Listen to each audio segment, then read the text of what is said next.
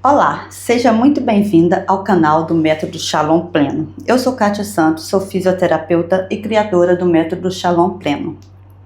Hoje iniciamos uma série chamada Histórias Reais de Intimidade, em que visa conhecer a história de mulheres e, através delas, ajudar e inspirar outras mulheres. Hoje estamos com Suzana Gonçalves. Seja bem-vinda, Suzana. Muito obrigada por aceitar o convite. Olá, boa tarde, Kátia. Antes de falarmos sobre a deficiência visual, nós queremos conhecer um pouquinho a Suzana. Nos apresente a Suzana, por favor.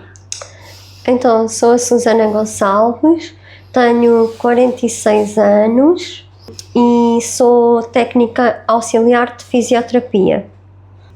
Suzana, em que momento aconteceu a sua perda de visão? Eu perdi a minha visão porque eu tive um tumor cerebral e perdi a visão com 5 anos. E como você viveu esse período? Há uma grande parte desse período que eu não tenho grandes recordações. Os meus pais sempre me contaram.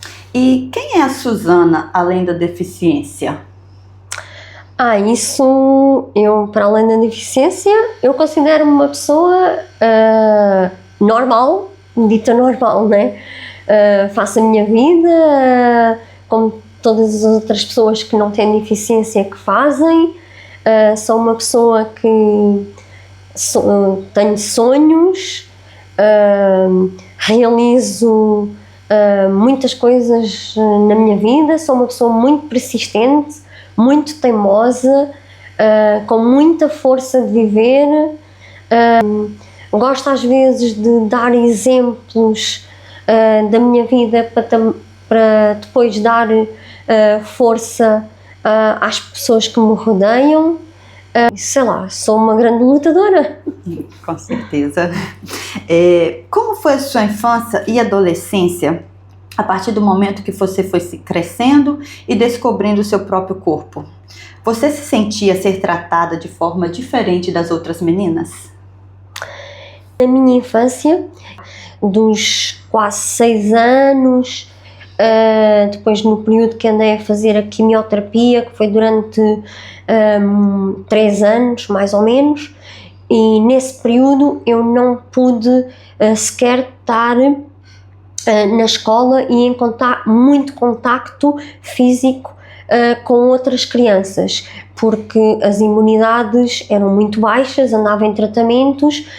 Depois, a partir do momento que eu fui para a escola, que tinha 9 anos, aí pronto, comecei a ter um maior contacto com o mundo dos miúdos da minha idade, não é? E até um pouco mais novos, porque eu fui para a escola primária, já tinha 9 anos, mas fui para uma turma de 2º ano, ou seja, as crianças tinham menos de 2 anos do que eu. Assim, eu senti-me nessa altura bem integrada, até porque eu fui para uma turma onde estava lá o meu irmão, que é mais novo do que eu, 2 anos e meio. Fiz o meu trajeto da escola primária, fiz sempre bem integrada, integrei bem a turma e as outras crianças aceitaram-me sempre muito bem, muito bem. Depois, quando fui para o 5º ano, aí foi um pouco uma adaptação diferente, já era mais crescida, mas também fui bem aceito, porque aquela escola era uma escola muito familiar. Mas depois aí houve a oportunidade de conhecer outros já adolescentes, não é? Miúdos a entrar já na fase da adolescência. E aí sim, pude ter outra bagagem de conhecimentos, não é?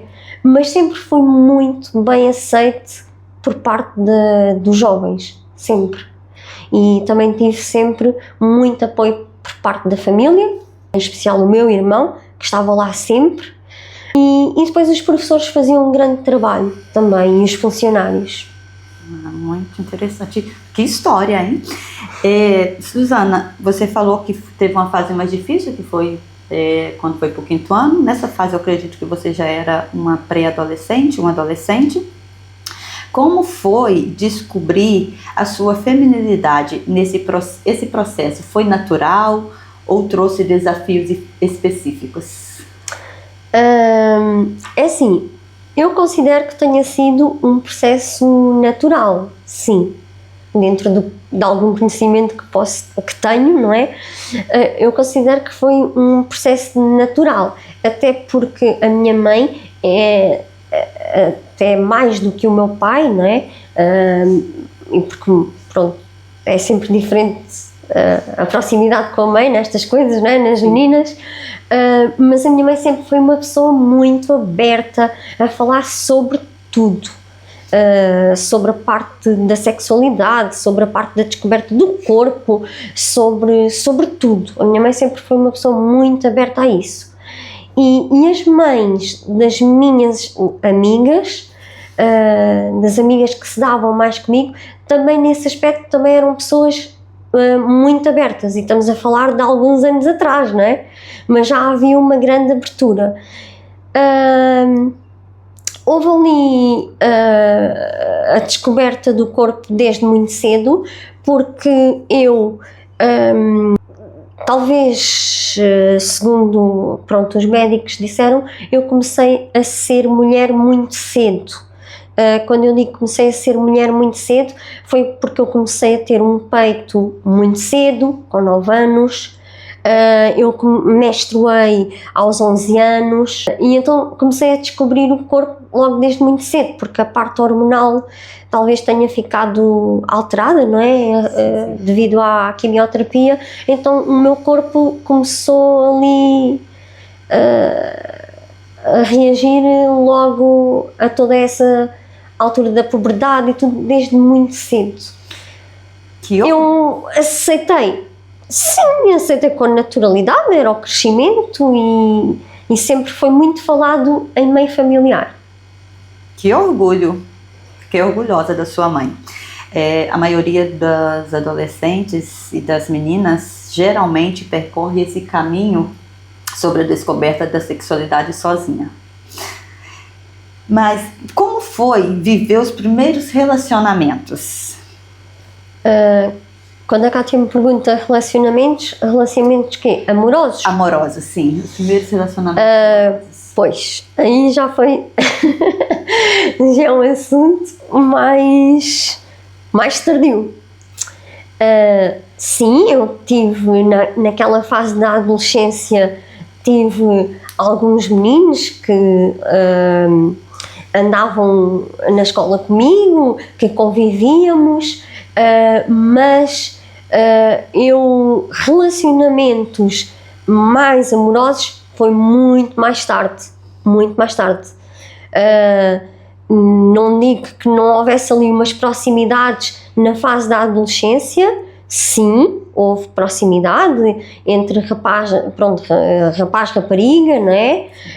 Mas na verdade um relacionamento amoroso com mais proximidade, eu já tinha 22 anos.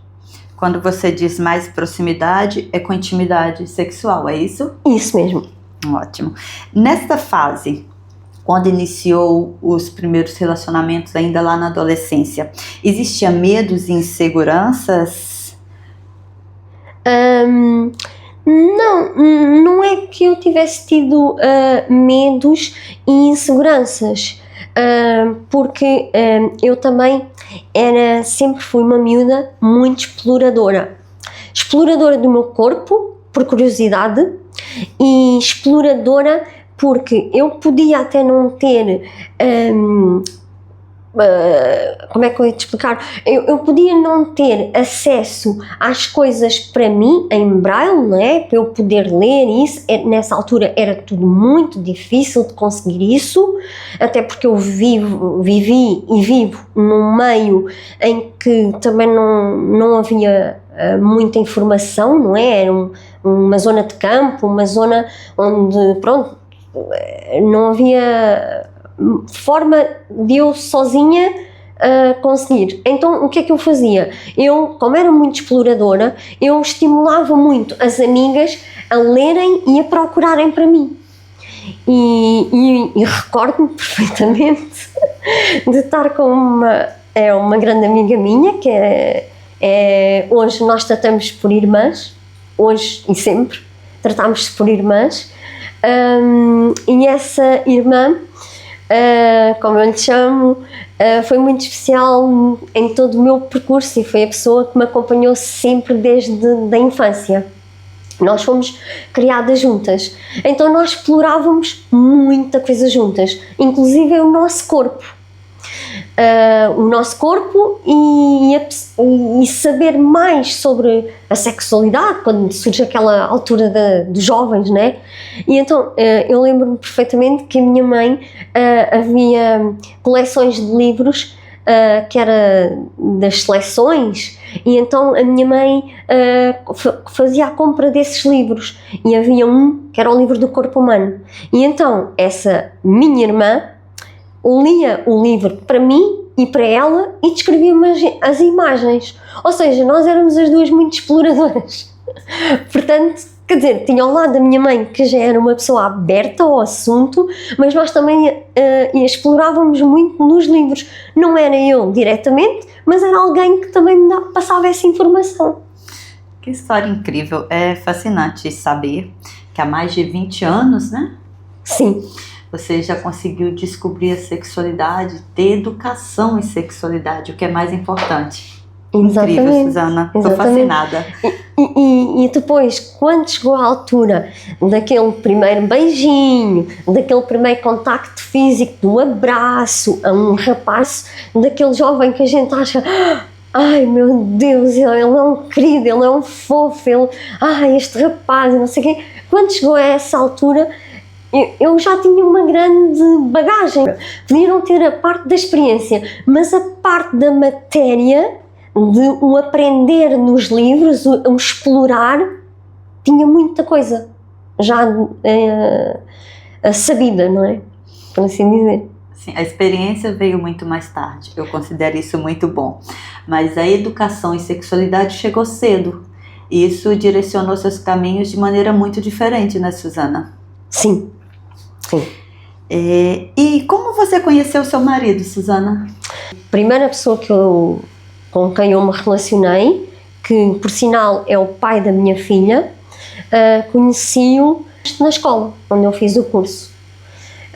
Começámos a conhecer, sei lá, a sair, a dar umas saídas, convivíamos dentro da própria escola, né? Mas isto já tudo em fase adulta. Pronto, tinha 22 anos. O pai da sua filha era deficiente visual? Sim, o pai da minha filha é cego, sim. Interessante. E o que ajudou vocês a construírem essa relação de confiança naquela altura? É assim, para mim foi o primeiro namorado que eu tive a nível de intimidades e essas coisas todas. Eu não fui a primeira, né? Ele já era um homem com mais conhecimento a nível afetuoso e a nível amoroso e tudo mais. E então, pronto, também fui explorando um pouco com ele, né? A parte sexual também foi um pouco explorada sempre com ele, né? Sim, sim. Susana, se alguém te perguntasse para você o que é sexualidade, como você responderia? A sexualidade para mim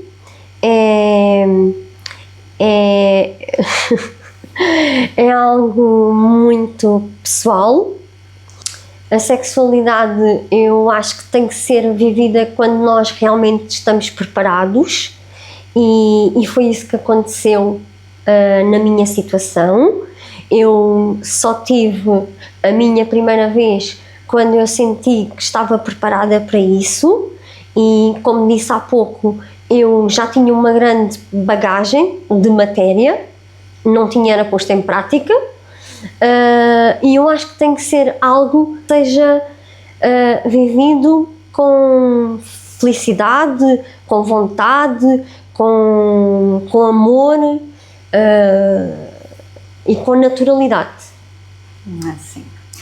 Você acredita que a deficiência visual mudou a forma como você vive a sua intimidade? O ser invisual, na minha opinião, muda, não é? Muda o jeito como nós vivemos a intimidade. Um cego vive a intimidade, isto é a minha opinião, não é? Vive uma intimidade diferente da pessoa que vê, não é?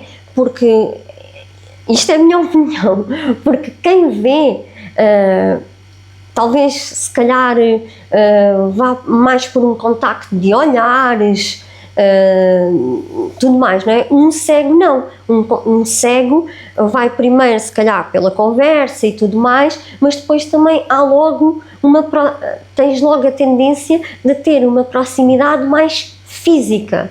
Não sei se é isso que acontece nas pessoas que vêm, não é? Mas se calhar numa fase inicial de conhecimento de alguém ou não sei o quê, há muito aquela situação de olhar, passar um para o outro e olhar e tudo mais. E nós, invisuais, claro, é um pouco diferente nesse aspecto, não é? Nós não nos vemos um ao outro.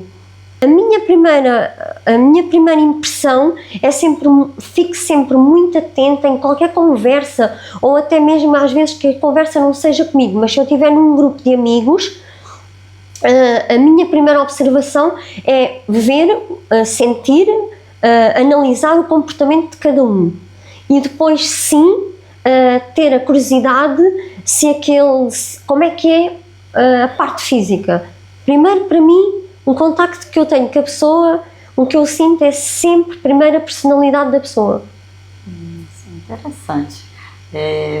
Você tem outros sentidos muito apurados, né, Susana? Sim. Susana.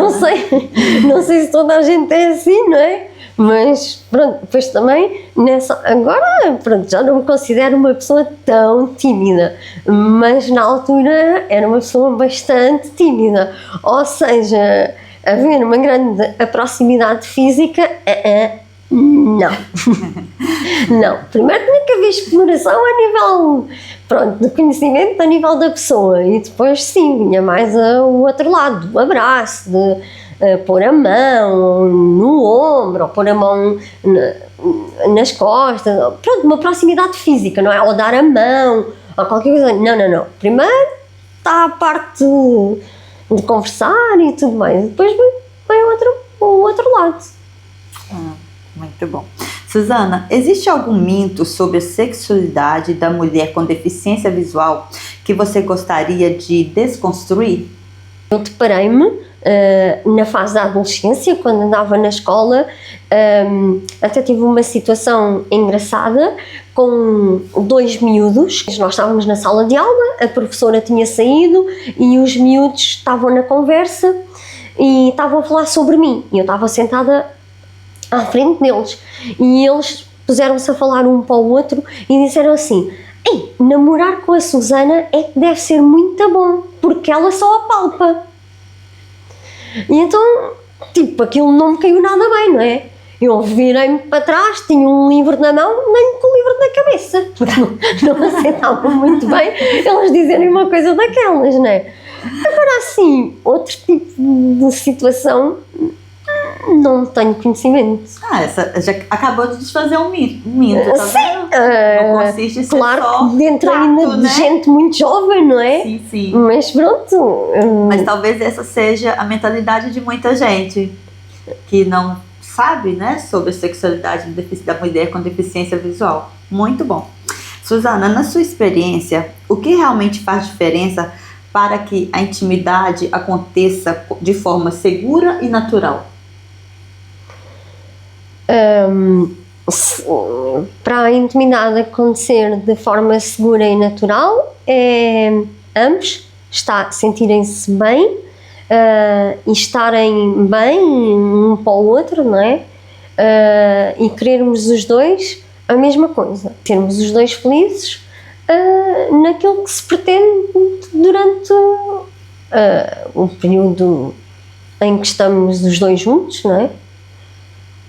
Sim. Não sei se é isso que tu querias. Sim, é isso mesmo. Realmente. É buscar segurança mesmo, né? Segurança, sim, mas temos que ter sempre um princípio de respeito, não é? O que um quer, o outro pode não querer, e então tem que haver respeito. Susana, vamos falar um pouquinho sobre a maternidade? Como foi descobrir que você seria mãe? Quando soube que estava grávida, já tinha 4 meses de gravidez. Foi um choque, porque eu queria muito ser mãe, mas não foi nada planeado. Naquela altura, segundo os médicos tinham falado, havia uma grande probabilidade de eu um dia querer ser mãe e não conseguir ser. Como eu comecei a minha vida íntima, a minha vida sexual, claro, tive sempre algum cuidado, não é? Mas foi um grande choque, mas depois, pronto, foi bem aceite. O pai da criança também aceitou. Era a primeira filha também dele. Foi a minha primeira filha também, e única, não tenho mais nenhuma. E foi muito bom. Eu adorei, amei estar grávida. Adorei ser mãe. Adoro ser mãe. E como eu costumo dizer, desde que fui mãe, jamais queria ser homem. Jamais quero ser homem. Muito boa essa frase, gostei. Susana, quais foram os maiores desafios da gravidez e da maternidade? O maior desafio de todos foi conhecer a minha Bruna. O maior desafio foi o primeiro contacto com ela. O maior desafio a seguir ao conhecer o meu bebê e o primeiro contacto que tive com o meu bebê, posso considerar o terceiro desafio, foi mostrar àqueles enfermeiros e àqueles médicos que eu conseguia e que eu era capaz. Na maternidade, posso dizer que senti-me muito apoiada, senti-me bem, mas às vezes sentia assim um pouco de medo de quem estava à minha volta. E eu senti isso porquê? Porque o meu quarto onde eu estava era um quarto de 3 pessoas, éramos 3 mães, 3 bebés, e eu via as enfermeiras e as auxiliares a chegar ao pé das outras 2 mães, a dar o primeiro banho, a ter as primeiras conversas e tudo, e eu fiquei para o fim. E eu achava assim, e porquê que eu estou a ser a última? E porquê que ainda não vieram ter comigo? E porquê que havia muitos porquês? Você sentiu um preconceito? Lá está, eu não sei se posso dizer que foi um preconceito. Eu acho que a própria equipa estava a tentar chegar até mim. Estava a arranjar forma de chegar até mim, talvez se calhar até de uma forma natural. E o que é que eu achei? Eu achei que aceitei, não é? Aceitei, porque para mim isso é normal, estarem à procura de uma forma de abordagem, não é? E eu própria dei a abertura para essa abordagem. E a partir do momento que eu dei a abertura para essa abordagem, tudo foi muito mais fácil para aquelas pessoas que me estavam a rodear. E para mim não foi nada difícil ser mãe, não foi nada difícil passar por todos aqueles primeiros momentos. Susana, quais foram as suas maiores alegrias com a maternidade? Sentir a minha filha. A maior alegria foi ouvir o choro dela, foi senti-la. Eu tive um parto de cesariana e então eu pedi muito ao médico que me fez a cesariana para não levar anestesia geral. Pedi muito que fosse epidural, porque eu queria muito sentir todo o momento e queria muito ouvir o primeiro choro da Bruna, queria muito senti-la assim que ela saísse de mim, queria muito senti-la em cima de mim, e foi divinal, mesmo, muito. Que experiência emocionante. Susana, o que essa experiência ensinou a você sobre você mesma? Olha, posso dizer que faz-me um pouco de confusão quando hoje em dia eu vejo jovens a dizer que têm receio de ser mães, vão aprender muito como ser mãe, vão explorar tudo para ser mãe, vão ver muitas coisas, vão a consultas, vão a tudo. Eu não fui a nada disso, até porque eu, como disse, descobri que estava grávida já mais tarde. Claro que depois, a partir desse momento, eu tive acompanhamento, sim, pela parte médica e enfermagem, sim, mas não tive consultas de pré-parto, não tive consultas de nada, pré-parto no sentido de ensinamento, não é? Foi uma gravidez acompanhada a partir dos 4 meses, mas não tive aquelas consultas de ensinamento. Como fazer isto, fazer aquilo, não. Então, assim, foi um pouco, a partir do momento que eu tive a Bruna nos meus braços, foi partir à descoberta de tudo, novamente. Tal como eu parti à descoberta do meu corpo, da minha pessoa, eu parti à descoberta do meu relacionamento com a Bruna, e assim, eu acho que é daquelas coisas que quando o bebê nasce e vem para a mãe, não é? Está com a mãe, tu ali aprendes a ser mãe, aprendes a ser tu, aprendes a viver para aquele ser que é o teu ser, é o ser que tu amas, e aprendes a amar aquele bebê de uma forma incondicional, uma forma, não sei explicar, não há palavras para explicar o que eu senti naquele momento e que continuo a sentir ainda hoje, porque aquela menina para mim é a minha vida, pronto. Tem uma frase que diz que quando nasce um filho, nasce uma mãe, né? Essas palavras que eu queria dizer, porque quando nasce um filho, não é? Nasce uma mãe. Hoje em dia faz-me um pouco de confusão como é que se explora tanto para ser mãe, não é? Não quer dizer que, pronto, que eu também não tenha tido essa curiosidade, sim, mas eu acho que o facto de teres uma criança nos braços, tu a partir daí, tu exploras tudo, tu consegues tudo. Eu consegui tudo, até hoje. E sou muito feliz. Sinto que tenho uma menina, uma princesa muito feliz, e é muito bom ser mãe. Que maravilha. Susana, como foi para você instruir a sua filha a respeito de sexualidade? Eu sempre, tal como os valores que a minha mãe sempre me passou e os ensinamentos que a minha mãe sempre me deu, eu também fui e sou sempre muito aberta a falar sobre isso com a minha filha, sobre tudo. Não há tabus nas nossas conversas. Tal como com a minha mãe também me passou sempre essa mensagem. Sou sempre uma pessoa muito aberta, claro, com alguma reserva a nível de intimidade, não é? Pessoal, num geral de conversa de sexualidade, sempre muito aberta, sem tabus. Muito bom. Então, quer dizer, dentro do conceito de educação de sexualidade, essa missão não foi delegada, você passou para sua filha.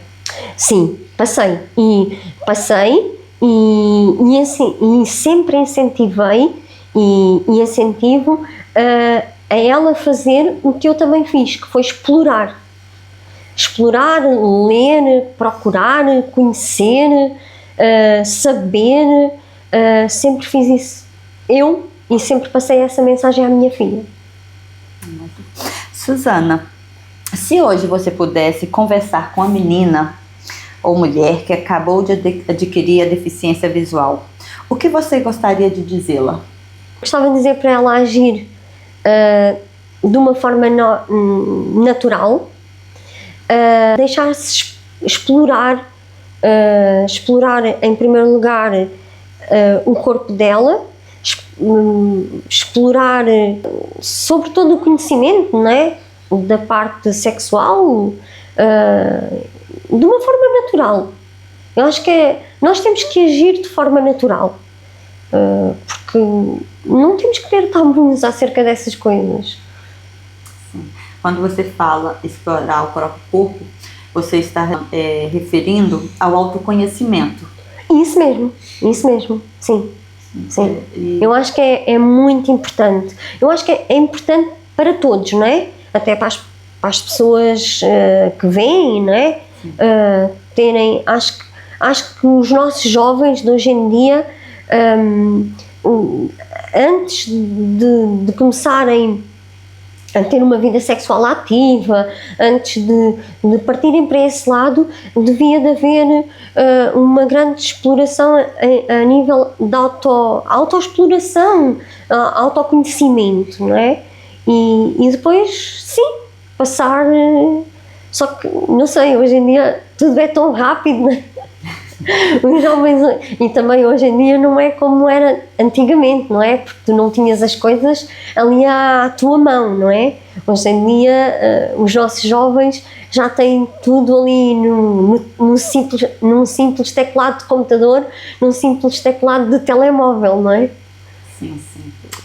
A informação está muito fácil, né? Mas informação não é conhecimento, né? Não. São coisas muito diferentes. Não, sim.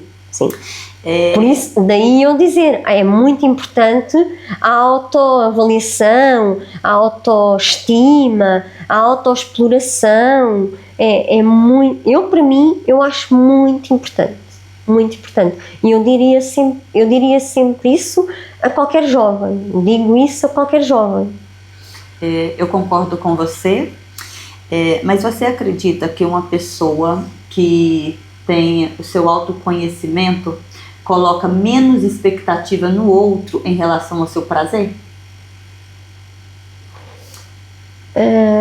Não percebi a pergunta.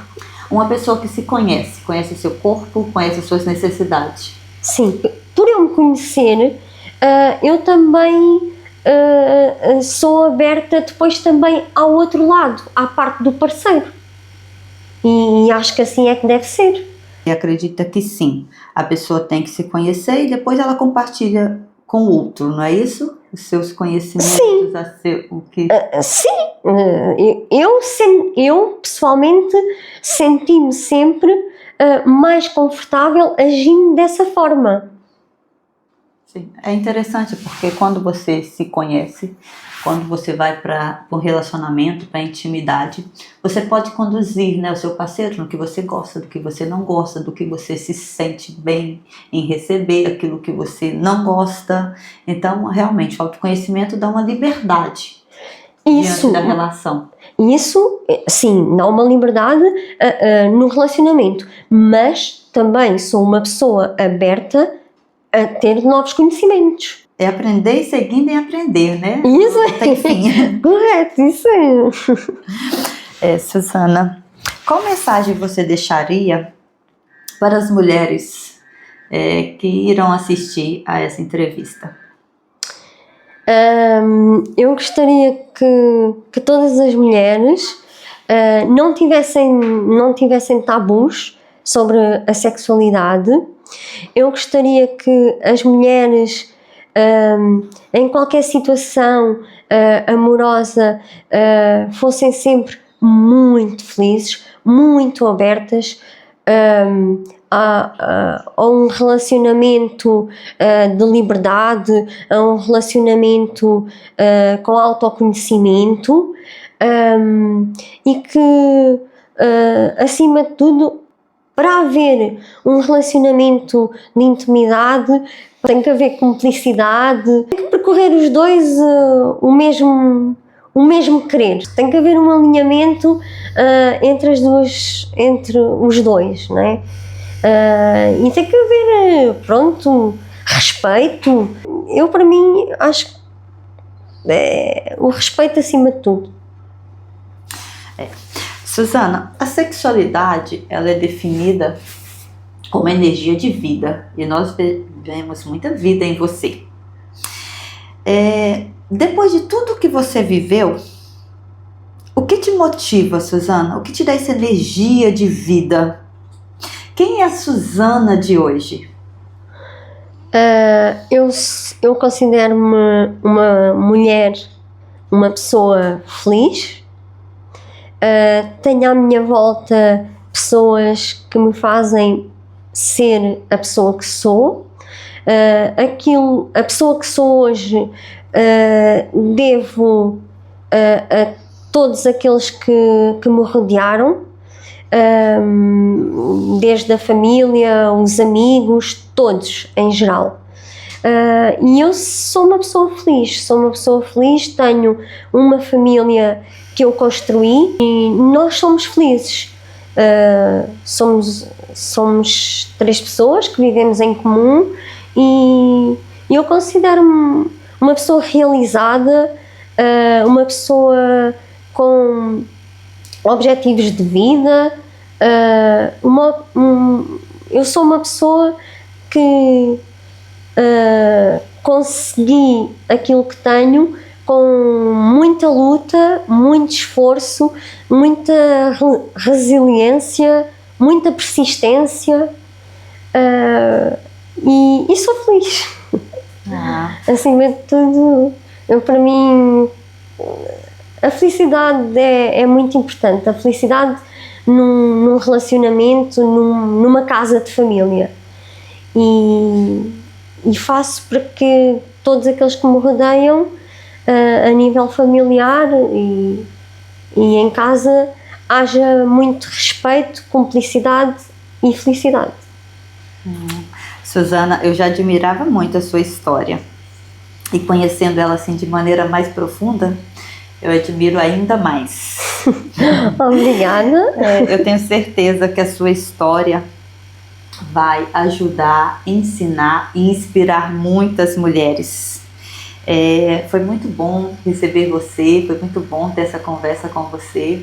Agradeço de todo o coração pela sua disponibilidade em contar a sua história, e eu sei que através dela teremos frutos de conhecimento e aprendizado. Sim, e Kátia, há uma mensagem que eu gostaria de deixar a todas as mulheres e homens jovens, que é muito importante um relacionamento saudável, um relacionamento de respeito, um relacionamento de amizade, e terem cuidado quando há relacionamentos tóxicos. É muito importante essas pessoas conseguirem se libertar disso e procurarem ajuda. Se não se conseguirem libertar sozinhos, procurarem ajuda, porque nós nascemos para ser felizes, para fazermos o nosso caminho nesta vida, procurarmos sempre a felicidade e nunca vivermos infelizes, vivermos a sofrer. Muito boa essa sua colocação, Susana. Estamos vivendo uma fase, né, da sociedade em que está tendo muitos relacionamentos abusivos. Muito. Feminicídio está em alta. Então é realmente, como você colocou, o respeito acima de tudo, e ninguém é obrigado a viver com um relacionamento abusivo, sobre um relacionamento abusivo. Isso mesmo. São situações são temas que eu acho que devem de ser falados, têm que ser muito falados, porque os nossos jovens de hoje em dia passam muito por essas situações e nós, familiares, pais, mães, avós, tios, tias, até a própria escola devia ter uma abertura, ser um assunto de maior abertura a nível da escola. Sim. Também. Sim, é verdade. Eu concordo plenamente com você. Infelizmente, ainda temos muitas resistências, muitos tabus, muitos preconceitos a respeito do tema sexualidade. E por negligenciarmos a sexualidade, vemos cada vez mais esses crimes, né? Porque são crimes. Sim, violência, muita violência entre os jovens, principalmente. Sim, muita violência, não há respeito, partem logo para a violência, para a vingança, e isso tem que ser muito trabalhado. É muito importante ser trabalhado. Sim, é verdade. Bem, nosso objetivo é assim, instruir mulheres, instruir pessoas, ajudar famílias a ter a sua sexualidade, né, orientada, ter educação de sexualidade, porque nós acreditamos que com a sexualidade, com educacional, nós conseguiremos mudar, sim, um futuro. O que eu torço é que tenha cada vez mais profissionais, mais pessoas falando sobre sexualidade, falando sobre esse assunto e ensinando de forma verdadeira, não superficial, aos nossos jovens, porque eu creio que isso fará diferença na nossa sociedade e nas gerações futuras, porque quando falamos de sexualidade não mudamos o presente, mudamos o futuro. Eu estou plenamente de acordo. É isso mesmo, é essa a mensagem que todos nós devemos passar. Suzana, muito obrigada mais uma vez. Foi um prazer ouvir você, falar com você. Estou saindo aqui com uma bagagem incrível. Foi muito bom estar com você. Um prazer também foi meu. Obrigada pelo convite. Gostei muito de estar aqui a falar contigo. Foi uma conversa para mim natural. Pronto. E obrigada. Que bom. Esse era o objetivo. Uma conversa leve, acolhedora. Sim. Que transmitisse o que realmente você sente, como você vê a sua vida, né? E vive a sua vida. Muito obrigada, Suzana.